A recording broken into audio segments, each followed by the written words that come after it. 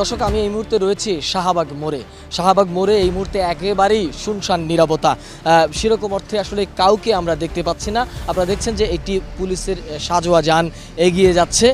এই সাজোয়া যানটি আসলে কিছুক্ষণ আগে আমরা দেখে এসেছি ঢাকা মেডিকেল কলেজের সামনে। ঠিক সেই সাজোয়া যানটি আসলে এর মধ্যে শাহবাগে এসেছে এবং এখন কিন্তু যদি আমরা আপনাদেরকে শাহবাগের চিত্রটা একটু দেখাই তাহলে নিচে আপনারা দেখবেন যে শুধু প্যাকেট পড়ে আছে, বিভিন্ন ময়লায় একদম ভরে আছে। এটা দেখলেই বোঝা যায় যে এটা কোনো একেবারে একটা ধ্বংসস্তূপ মনে হয়, এরকম একটা অবস্থা। বিভিন্ন ধরনের বিস্কিটের প্যাকেট, জুতো, স্যান্ডেল এবং বিভিন্ন প্লে কার্ড, স্লোগান, এরকমটাই আসলে শাহবাগের এখন চিত্র।